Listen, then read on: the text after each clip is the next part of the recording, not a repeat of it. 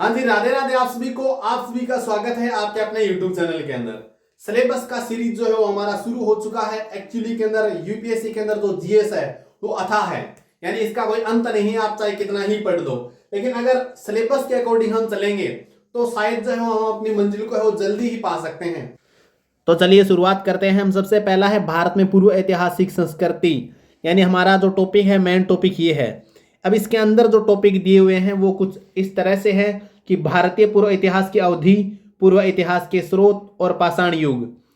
अब पाषाण युग कौन कौन से, तो पूरा पाषाण काल 2 मिलियन ईसा पूर्व से लेकर के 10,000 ईसा पूर्व, मध्य पाषाण काल 10,000 ईसा पूर्व से 8,000 ईसा पूर्व और नियोलिथिक 8,000 ईसा पूर्व से 4,000 ईसा पूर्व। इसके बाद में हमारा अगला टॉपिक जो है वो है ताम्र पाषाण काल, यानी 4,000 ईसा पूर्व से लेकर के 1500 ईसा पूर्व तक।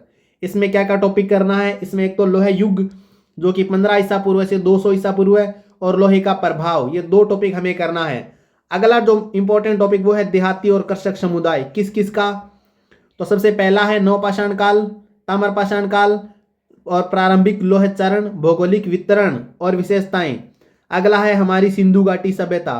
अब सिंधु घाटी सभ्यता के अंदर हमें जो है वो क्या क्या टॉपिक करने हैं वो और जान लेते हैं। प्रमुख शहर और टाउन प्लानिंग, तो किस आधार पर टाउन की जो है वो शहरों की और प्लानिंग करी गई है। हड़प्पा व्यापार के बारे में, कृषि के बारे में, जानवरों का पालतू बनाना, शिल्प, धर्म, हड़प्पा मिट्टी के बर्तन, भार और मापन, लिपि और भाषा और इमेजेस, हड़प्पा संस्कृति का पतन। ये इतने टॉपिक जो है वो हमें और करने हैं, लेकिन आगे और है, अभी टॉपिक जो है वो खत्म नहीं हुए हैं। अगला है हमारा वैदिक समाज। वैदिक समाज में हमें आर्यों का मूल घर और आर्य संस्कृति की विशेषताएं, ये 2 तो करने ही करने हैं। इसके साथ साथ हमें वैदिक ग्रंथ, पुनर्निर्माण के लिए स्रोत, वैदिक समाज और संस्कृति, ऋग्वैदिक काल का भूगोल और बाद के वैदिक चरणों का भूगोल, आर्थिक स्थितियां और राजनीतिक संगठन और राजशाही का विकास, सामाजिक संगठन और वर्ण व्यवस्था, धर्म और विचार। इतने टॉपिक हमें करने हैं किसमें, तो वैदिक साहित्य के अंदर। अगला जो हमारा टॉपिक है वैदिक समाज के अंदर करने हैं, अगला टॉपिक है पूर्व मौर्य काल। तो राज्यों का गठन कैसे हुआ, 16 महाजनपदों के बारे में, गणराज्य के बारे में, शहरी केंद्रों का उदय कैसे हुआ, हर्ष का राजवंश, शिशुनाग वंश, नंदा राजवंश। इतने टॉपिक जो है वो हमें और मौर्य काल के अंदर करना है। अगला है मौर्योत्तर काल या फिर मौर्य साम्राज्य।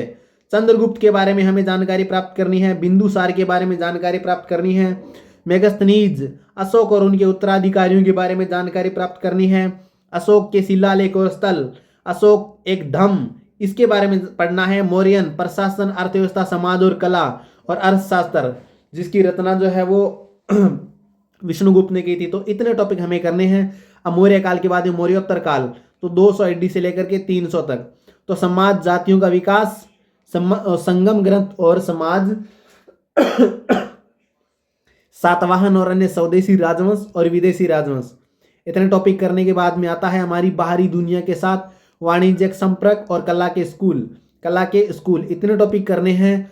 जैन धर्म और बौद्ध धर्म का विकास में 2 टॉपिक है, यानी एक तो जैन धर्म के बारे में पढ़ना है और एक बौद्ध धर्म के बारे में पढ़ना है। बाकी धर्मों के बारे में जो हमें नहीं पढ़ना है।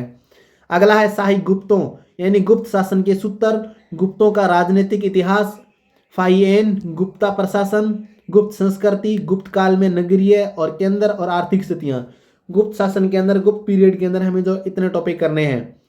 लास्ट जो है वो हर्षवर्धन के बारे में, हर्ष काल के स्रोत, हर्ष का प्रारंभिक जीवन, हर्ष का प्रशासन, साम्राज्य के महत्वपूर्ण अधिकारी, हर्ष के तहत अर्थव्यवस्था, समाज, ग्रंथ, दक्षिणी राजवंश। जो अब दक्षिणी राजवंश के अंदर हमें क्या करना है, देखो राजवंश मोस्टली दक्षिणी करने हैं, उत्तर वाले यानी राजपूत काल जो हो और मिडाइवल हिस्ट्री के अंदर आएंगे।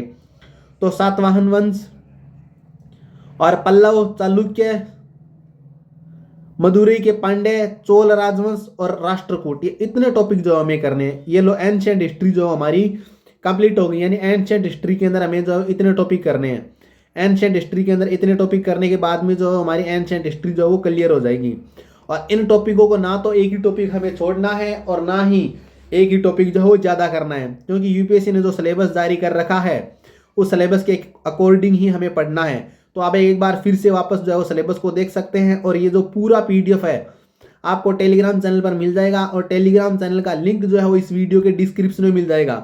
इसके साथ साथ आपको कई सारे और PYQs वगैरह सारा को जो मटेरियल है वो आपको टेलीग्राम चैनल पर मिलने वाला है। तो चलिए एक बार वापस जो है वो आप सरसरी नज़र से इसको है वो देख लीजिए। ये 9 और 10 और 11 टॉपिक है इसके अंदर। कितने हैं? दक्षिणी राजवंश समेत और 11 टॉपिक होने वाले हैं अपने यूपीएससी के एंशिएंट हिस्ट्री के अंदर। तो आज के लिए इतना ही। एंशिएंट हिस्ट्री हो गई। अब हम नेक्स्ट वाले वीडियो के अंदर करेंगे मिडाइवल हिस्ट्री। तो एंशिएंट हिस्ट्री का अगर वीडियो पसंद आया तो वीडियो को लाइक करना ना भूलें। चैनल पर नए हैं तो चैनल को सब्सक्राइब करना ना भूलें। तो आज के लिए इतना ही। मिलते हैं एक और नई वीडियो के साथ। तब तक के लिए धन्यवाद।